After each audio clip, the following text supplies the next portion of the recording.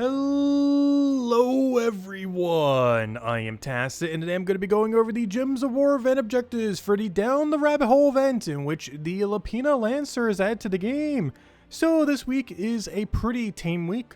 It is the in-between week between the two campaigns. The only thing that we really have going on, aside from just standard event week stuff, is the rest of the summer event.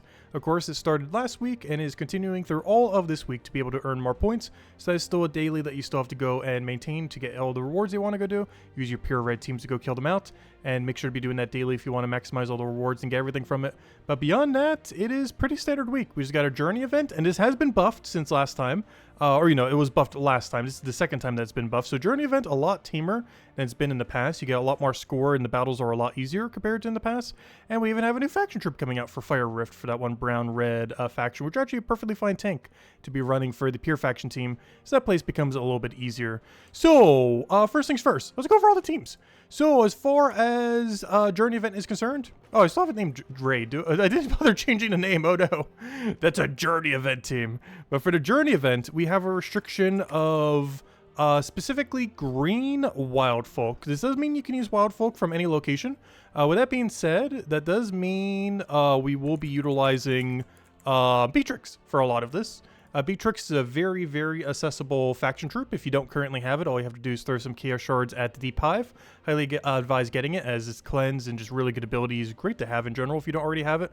But yeah, if you just throw some Chaos Shards from the daily today and the faction event tomorrow, you should have it even if you've gotten no progress towards it yet. Just go use all your Chaos Shards to get today and tomorrow on Deep Hive and go and get your double Beatrix. And you easily end up building a team out of it.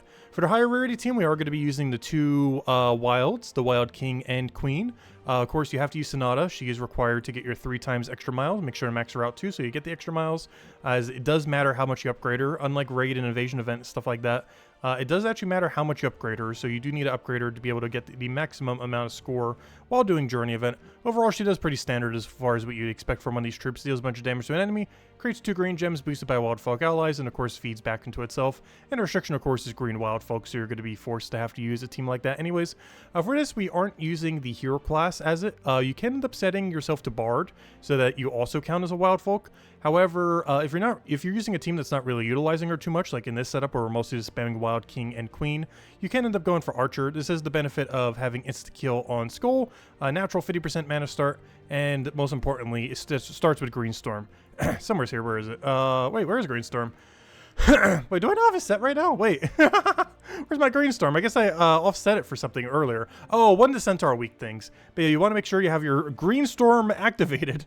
This is one of the reasons for using it, other than its insta-kill, is you want to make sure you have your Green Storm so you can get that on turn 1, so you can get everything rolling. So of course the main premise here is Wild King and Wild Queen, this one creating yellow, the other one creating green, and you just do a lot of skull value. This one enrages all allies, so you'll get extra damage and hit through traits, gives a bunch of attack to all allies, so basically everything becomes your main damage source, and then creates a mix of yellow and skull. And she does pretty similar, creating a mix of skull and green, but she ends up stealing attack from an enemy and giving it to your first ally. So only ends up buffing 1, but it does it in a way where you don't take as much damage if you end up missing.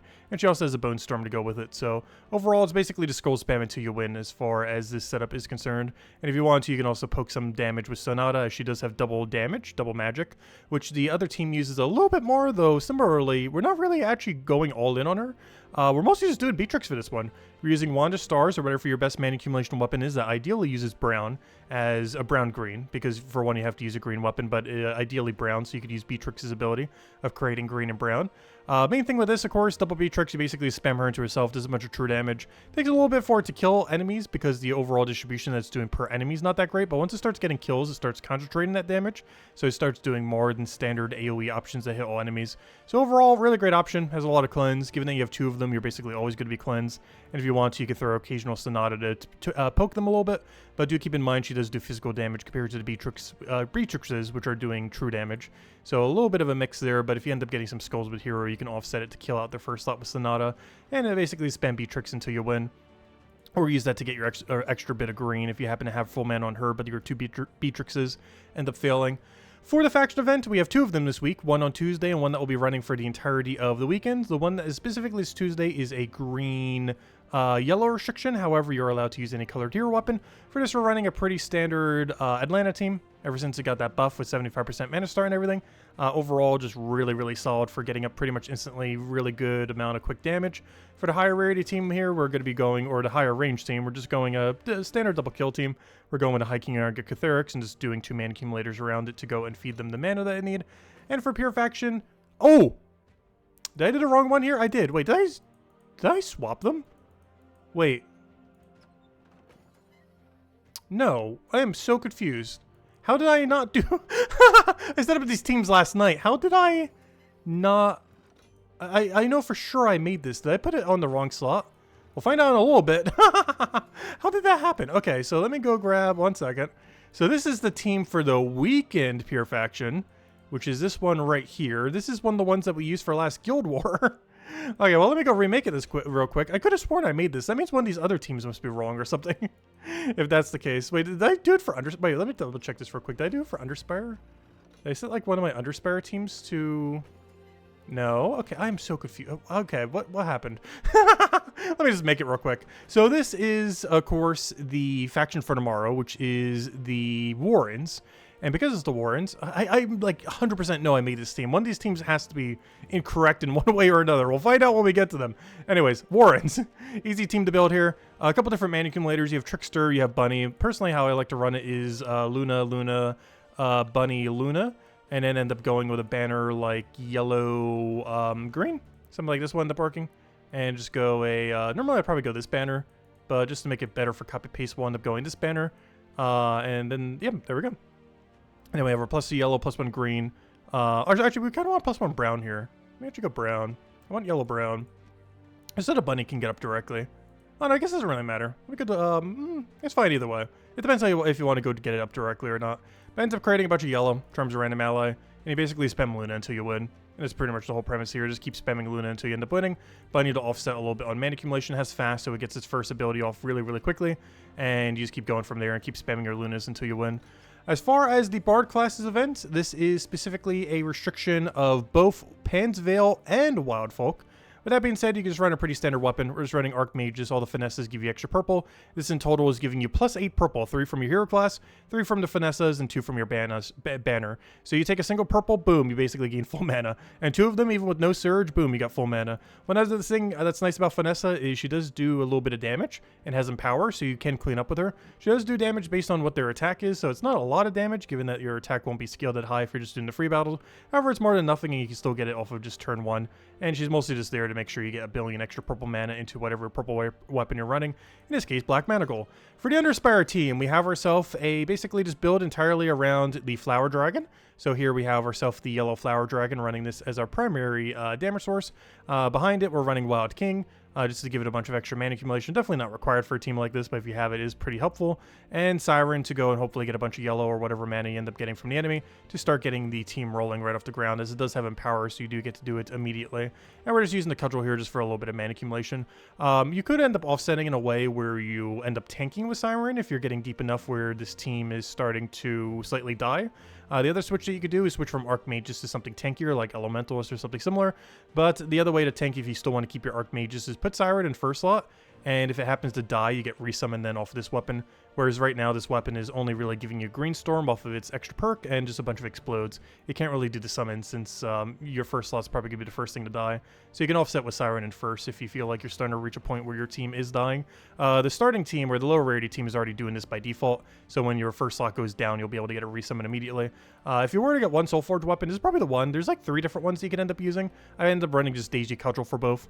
But if you're going to get one, you definitely want to get one of the 3. I believe 2 of them have Leaf Storm and 1 of them has Silence. Either the 2 that has Leaf Storm would be perfectly fine. Just happen to ran this one for both the teams, as I believe it has slightly better coloration, but you could run whatever one works best with what you have, and they're all in Soulforge this week to go and get. But this one, we're basically just using a bunch of boost ratios that all scale pretty well earlier on in the game. This has a bunch of damage to 2 enemies, and has a bunch of mana accumulation and a bunch of boost ratio. This is the same resummon weapon that's giving us Green Storm from before. Lapina Lancer, which we haven't actually gone over, is a new troop that came out today. Has 50% mana start, a little bit of skull dodge, destroys a row, and deals a bunch of damage to 2 random enemies, boosted by green gem destroyed. It's basically a weaker version of Lapina Explorer, essentially, just with completely different coloration, which is nice because it gets to be usable with them.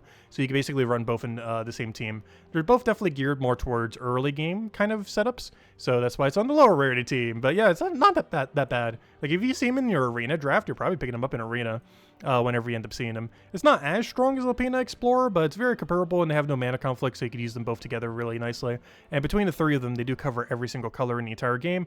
And then Satyr Musician is just here for the double silence. Really good, just double silence. All your excess mana can go into it from your Daisy Explode, and you just keep double silencing the first 2 enemies over and over again. Also gets to steal magic, a little bit of magic, but the main reason you're using this is the silence with the damage poke. And it's pretty much a game plan. Just keep whittling them down while gaining a bunch of mana accumulation. Next, we have the faction event for this weekend. This is a brown-red restriction, though of course you're still allowed to use any color hero weapon. And this is for Fire Rift, which will also be bringing in a new troop. As far as the new troop is this guy over here. It's, if we go over to troop spoilers here and go over to this one. It is this guy right here. It is a yellow-red, obviously for Fire Rift, Elemental Giant, Warrior, and it deals magic plus 2 damage to an enemy, boosted by burning gems, and then explodes 4 burning gems, assuming there is enough burning gems on the board to explode. Though one of the things from the kingdom does, actually, did we get to the team yet? Or we're about to if we haven't. It's all the way in the bottom there. But yeah, we are about to get to it. But the Pure Faction team does have a troop that converts all of a color into burning gems, so that would eventually get you to set up so you can use the 4 explodes. The main reason you would want to use this guy is not because of his ability though, but because of his score reduction. Even though he has no way to gain durability, he does have a 50% score reduction, which is by far the tankiest thing in the kingdom. And while it doesn't have like an armor gain like one of the other ones do, it is still really tanky due to that 50%, and is likely something that you will use for the Pure Faction team. So it's one of the few times when a faction troop comes out for a Friday where you actually are going to incorporate it into the new Pure Faction team. So as far as this team, pretty standard, just quick kill Guards Avatar team, just running Harpy Mage for the mana accumulation. Guards Avatar builds basically just being Rowan builds, but for every color that Rowan can't cover, and just deals a bunch of damage to all enemies, boosted our armor, and Sir Quan Headley to give that 50% mana start to get it off the ground. As far as the higher range team, which is oddly enough lower rarity, is just basically running a 4 times Adana team, or running a Bork to go get the mana accumulation going, mech to 50% mana start, as well as itself, as well as Dispel. Keep in mind, we don't need to deal with Submerge Gem anymore, so you don't need to run mech as much, but of course you still need Submerge counter, particularly for things like Underworld, because Underworld actually has the most amount of Submerge of probably any game mode in the game other than PvP, because there is a perk off of one of the legendary rooms that once you take it, will make every single room for the rest of the Underworld have Submerge when they take damage, or when they extra turn, or whatever. Actually, I think it's when they cast. Whenever they cast a spell, they end up gaining Submerge. So to have a way to counter that is really useful. You can technically do that with Wand of Stars by doing the Curse option, though the other thing is to have a hero class that has Dispel on its second to last trait, which of course is one of the other reasons we're using mech. But at 50% mana start your Bork to get all your mana, and of course Tesla to just absolutely obliterate everything. Similar to Guard's Avatar, boost ratios off of armor, but instead of just his own armor, boost ratios off of all the armor, including the enemy armor. So he scales really well later into the game, as well as later into Underworld, where stats get really high, so it scales really well. And as far as the Pure Faction team, Magma Dragon's the main thing you would switch here. You can run this. This is basically the old meta for it. You would run 3 Magma Dragons with a Fire Spirit. This was a troop I was talking about earlier. Converts all of gems of a chosen color into burning gems, so you'll have some amount of excess burning gems on the board, which you could use for the new guy's boost ratio. And put the new guy in first slot if you don't want to run all Magma Dragon. This will be a little bit safer, but slower. It's a little bit slower since you won't have the 3rd Magma Dragon, but it'll be safer because you have a 50% score reduction troop in first slot, whereas Magma Dragon, everything else from this kingdom, I believe, has a 0%. There is a guy that has a little bit of armor gain, but the 50% score reduction should get you a little bit more value than the armor gain guy. So yeah, just use the new faction troop that's coming out this Friday on first slot, then Fire Spirit, and then double Magma Dragon. Though if you're later in the game and have a lot of durability, you can get away with triple Magma Dragon and be perfectly fine just feeding that off of Fire Spirit then. As far as the summer event teams, these are actually just the same 2 from last week. I just figured we have the same things. I'm pretty sure most people have their team by now, but I still figured I have to copy paste for it in the description with all the other ones, as well as the pinned comment for any of you that might not have built a team yet. But yeah, these are the same 2 we showed last week. Just a pretty standard Tesla team for the high rarity team. And for the lower rarity team, all stuff you can basically get from factions. You get just from leveling up your hero. Probably already have it laying around. This is a common you likely already have laying around, though it does need to be fully traded to get the value. Magma Dragon you will literally already need for the Friday faction event anyways, so you'd probably get that soon if you didn't already have it. And of course Mirage Queen for the 50% mana start on all elementals. which helps your elemental dragon get off the ground, as well as elementalist, which you could use to be really tanky. I'm pretty sure most of you guys already have a team, but there they are if you don't already, all which will be in the description and pinned comment. Anyways, where to next? Let's go over to games. Let's go over to Soulforge. So, Soulforge can be summarized in nothing. There's absolutely nothing here this week. There's not a single thing I would really go out of your way for, unless you're just looking to get it for completionist sake if you don't already have it and you're getting near the end. But beyond that, unless you need like the current dragon to go get upgrade or something like that, yeah, it is a pretty skippable for troops. And the only reason you really pick up a weapon is because you need an explodey weapon for the current Underworld team. And that's basically it. Like, if you want an Underworld weapon, I would personally advise getting Daisy Cudgel. I used it for both the two teams, and of the three, I would say it's probably the most useful one. There are 3 of them, so you can double check the perks and see which one you want the most. But I feel like this one does the best overall value for the coloration. But depending on what you have, the other one that's pretty good, I believe it's the brown-yellow one that also has Green Storm. I think it's this one right here. Yeah, I believe this is the other really good one. Ends up also having Green Storm. And it's pretty much the same weapon, but it's brown-yellow instead of brown-purple. So that's basically the main premise of going this one instead of the other one. So it really comes down to what coloration you need on your team comp, as they both effectively have the same thing of Yellow Storm while also exploding all green on the board. So it really comes down to, are you centering your team around needing a brown-purple weapon or a brown-yellow weapon? And both the two teams we happen to create were brown-purple, but of course, depending on what you have, maybe brown-yellow. So either of those two, depending on what you need, is basically what you would get if you don't already have it. But otherwise, pretty skippable. And both those two weapons, either one you get, was only really usable this week. And you'd only get more beyond that, of course, if you're just looking to upgrade the kingdom. So, as far as dailies, we do have the daily thing again. If you didn't already get the pet from last week, it is available this week instead of 1,000-something keys, shiny keys, or whatever it was last time. But it is working correctly, or supposedly it is. Who knows? Maybe someone already grabbed 1 billion shiny keys from it. But it is working correctly now, so if you didn't already get the 1 copy last week, you can end up getting the 1 copy this week in order to go. And I like how they didn't make a shiny key, though. They learned from last time. It's like, okay, let's just make it into the troop again. But yeah, if you still need this to go max out the pet, you do need 1 copy beyond what you end up getting from the event. So if you didn't get the 1 copy last week, just get the 1 copy this week. Pretty easy. All you have to do is kill a bunch of blue enemies anywhere. So you'll likely get it done automatically just from doing dailies throughout the week. So pretty straightforward one to go and complete. Beyond that, as we mentioned, campaign is finally over. So we no longer need to deal with submerged gems unless there's like a weird PvP restriction or someone's using a very weak submerged troop. Because all of them are pretty bad overall. Yeah, you're basically never going to see the submerged gem mechanic again, so yeah, you don't need to run Dispel as often. You're probably still going to need it here and there, obviously, but you don't need it nearly as much as you did last season. And then in a week from now, we'll have to start a new campaign. Beyond that, Journey event is pretty much already mentioned. The new Journey troop, of course, has 2 double magic, as always does. You do need to upgrade it to max in order to get the 3x score, which is highly advised. I believe you only need tier 3 now to end up completing it out. I always still go tier 4 out of habit. But ever since last journey, which also affects this journey as well as all future journeys, they did end up making it a lot easier to complete out journey events. Not only do you get a lot more points per battle, like this one's already starting at like 45 instead of like, what, 35 or whatever it was before, but they also scale way slower, like the leveling of them. Like they scale like 33% slower or something similar compared to before. So similar to last journey event, they are way easier now. Still not as easy as they were like pre-journey trip nerf, but definitely the easiest they've been since then, if nothing else. So still a great improvement, and that great improvement does still affect this week as well as all future journeys. So a lot easier than you may have remembered it in the past. So yeah, a lot easier to kill through and a lot easier to get your points. So you don't necessarily need to do as many battles. As far as the team, of course, we already mentioned Wildfolk Green. This has quite a few options. Sonata itself, of course, creating a bunch of green, so you can always offset it. Worst comes to worst, you can also end up using multiple Sonatas if you really have absolutely nothing to use. Doubling up, tripling up is never a bad idea. Just running it with hero weapon and just running a really safe team that way. And overall, shouldn't be that bad. There's a decent handful of wild folk. Between Beatrixes and the higher mythics that you have, it's a pretty straightforward journey event this time around. So you should be able to gain most of your score. Most of the battles they're relatively quick. Beatrix and those skull spam teams win really quickly compared to some of the teams that we've had for some journeys that are towards the slower end. So that combined with the weaker battles should be perfectly fine to pretty much max score the whole time. As the 2 main penalties for journey events is losing troops, which you ideally don't want to do, as you do get penalized for each trip you lose. And after a set amount of turns, you start losing score. I forget exactly what it is. I think it's like 10, 15 turns or something. But after a set amount of turns, you start losing a little bit of score. So you'll notice if you ever start seeing your number be slightly off. For the most part, it's not too big a deal. And once you get deep enough, you will eventually start losing score. It does happen way later now compared to before, but you are eventually going to reach a point where you just cannot reach max score, as the team just doesn't have insta-kill. So pretty much any location that doesn't have it doesn't end up killing it quick enough by a certain point. Anyways, beyond that, event key. So are event keys worth opening this week? Not really. Unless you're looking to get Pan's Veil to a certain star level for whatever reason, like getting your 20 star, 10 star, whatever you're trying to do for it. But beyond that, it's a pretty tame week as far as if you would or wouldn't end up running Pan's Veil event keys. But yeah, pretty skippable unless you're just looking for like some underworld stuff or upgrades. As far as what is available here, if we go check all this, everything that is not in drop table includes the following. The 5 faction troops from the Warrens is not in drop table. The current journey troop, whatever it was called, where is it? Why is it not scrolling properly? There we go.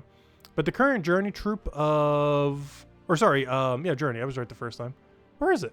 Oh, there it is. The current journey troop of Sonata is not in event key drop table. This is only from spending your gems on the current journey event.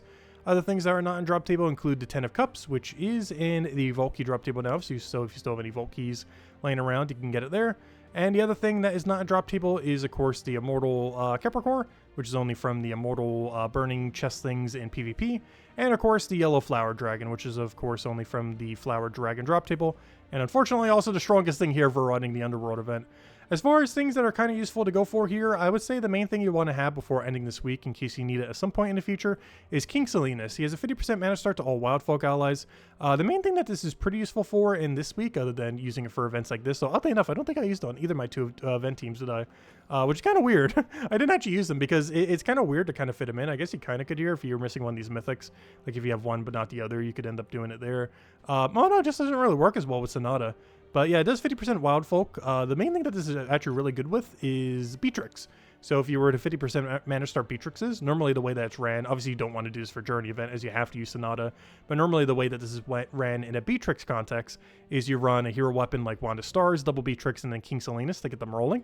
That way they have 50% mana start and just gets them off the ground a little bit quicker. And also do that with like a power troop like Leprechaun and stuff like that. So there's a few instances to use them. Also when you're forced to have to use pure Wild Folk, though ironically we're not actually using them on either the team, just because you kind of are forced to have to use Sonata, which is kind of taking up the place where you would otherwise use King Salinas in both these teams. Be similar like this team, if you were to run a team like this, you would normally run King Salinas here instead of Sonata, but for Journey event you have to run Sonata so you get your triple score. So make sure you do use her and don't accidentally replace her out, as is required to maximize your score there.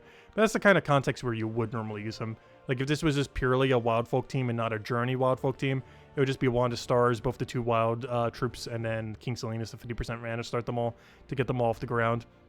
The other option for that, if you weren't to run him, would be something like a Siren if you were doing this in a normal context, just to try to get lucky off the ground. But normally the 50% mana stars, oddly enough, a little bit more consistent than running a Siren a lot of times. And you can also run it for Underworld this week if you end up needing it for either your 2 teams. Wait, did I really in none of these teams utilize... I'm actually surprised. Oh, you know why? I was considering it for this team, but the reason I didn't is because Yellow Flower Dragon is not a Wild Folk. It is Elemental Dragon. I was considering it for this team, but I couldn't because of that. So we end up changing up the team to be a little bit different. Whereas for this one, we went pure Bard, we went pure Wild Folk. But unfortunately, King Salinas isn't really a low rarity. But if you do have it, definitely incorporate it in a team like this. Throw it whatever hole you have to get your 50% mana start for everything. Ideally, maybe even on Satyr Magician. Though, no, I guess you would get a little bit more value doing it on this guy, though. You would make it so you don't use yellow if you did it in that context. But, yeah, it would be a nice first upgrade to kind of put on that team. But anyways, yeah, if you were to event key, you're mostly just looking for King Salinas. It's the only thing you really kind of need from this kingdom. There's a lot of, like, weird utility troops you use occasionally. Like, there's some boost ratio events where Blade Dancer is really good due to how he boost ratios based on armor. Very rare that events come up for that, but there are some occasions where that is the case. Mostly world events. And beyond that, the mythics here aren't that bad. The main ones you're looking for are, of course, Wild King and Wild Queen. So you got kind of like a 50-50 because there's 4 that are in drop table. Pen, Capricorn, Wild King, and Wild Queen. So if you do get a mythic here, it's 50-50 though. It's going to be good or bad. So if you're missing a lot of them, then it might be worthwhile to try to get yourself a Wild King or Queen. They're pretty good just for overall skull damage, with Wild King having some of the high skull ratio damage in the entire game as far as overall value that he does per cast. It's one of the highest of any skull spammer in the game. And it's also really consistent because it applies the buff to everything on your team. So even if your first slot dies, your second slot is just as strong. And even if your second slot dies, your third slot is just as strong. And even if your third slot dies, well, you have a fourth slot that's just as strong and still has its enrage and everything. So it's really good at just making a whole team just good with doing skulls, even if none of them have any traits at all that assist them with doing skull damage. It just makes your entire team basically into a skull spam team or a skull oriented team with just a single cast without them even needing to be oriented to that kind of troop. So really good in that regard. Whereas Wild Queen's more so just a really safe skull spammer. Not as safe as like controlled selecting skull spam, but it's nice because it gets to steal a bunch of attacks, so you kind of can make the predict on if you're going to kill first slot or not. If you think you're not going to kill first slot, then you steal attack from their first slot so that they do less damage to you. And if you're almost guaranteed that you are going to kill their first slot, you then steal attack from their second slot then, so that their new first slot, that will be their second slot, would not do as much damage to you if they happen to get any skulls. And you kind of just keep doing that over and over again, making a predict on if you do or do not kill their first slot or not with each attack. And just keep stealing attack for your own first slot in doing so, while reducing their effective first slot every single time. And yeah, they're not bad. Both really good skull spammers for different purposes, and can also be utilized together, of course. But is it worth opening that many event keys just to go get them? Probably not. They're good, but they're not that good to go out of your way to spend like 2,000-3,000 event keys or something. They're definitely decent if you want to try a few, but I wouldn't go too heavy on it. Anyways, beyond that, yeah, the shop. We kind of already went over him earlier, but yeah, new troop. It's not bad. It's not good. The coloration of it's nice because the troop that's really similar to him is blue-yellow. The other guy that's blue-yellow, you're going to use 100% of the time, though, as long as there's not a color conflict, as the other one is way stronger than this guy. However, its main benefit is that it uses completely different colors while having a similar ability. Ends up destroying a row, deal damage to 2 random enemies, boosted by green gem destroyed. Way weaker version of the blue-yellow guy, which is only 1 more mana than him. And the other guy ends up doing twice as much mana accumulation because it destroys a row and a column, and has better boost ratio. He's basically weaker than in every possible way. The only big upside is he does have fast, though. Does the other guy have fast? I could have sworn he does. Let me double check. I forget, because something you only really use in early game.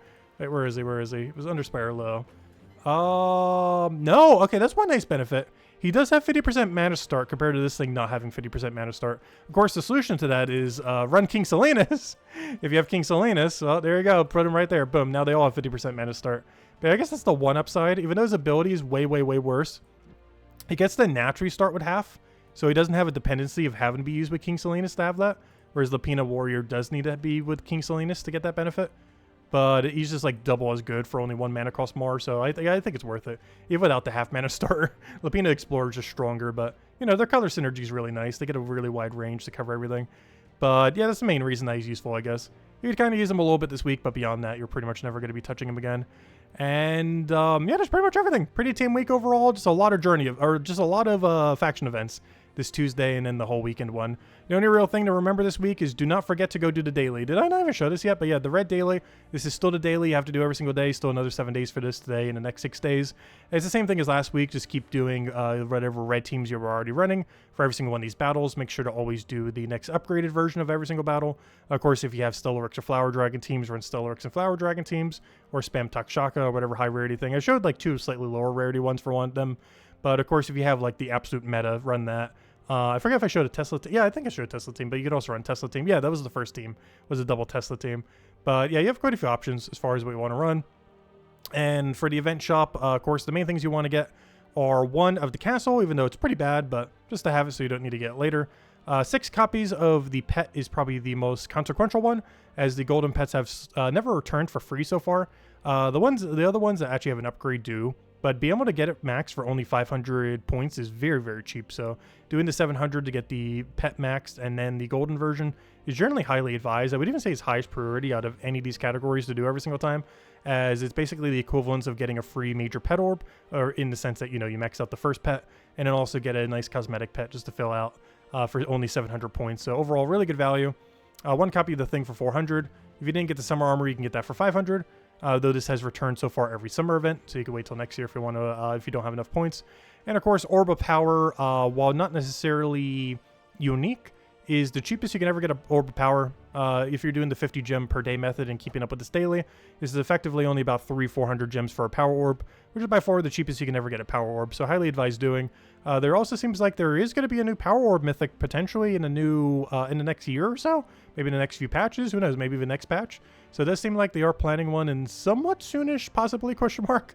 So it is a good idea if you haven't already stocked up on your 8 or 16 or even 24, who knows, maybe you might need multiple of them.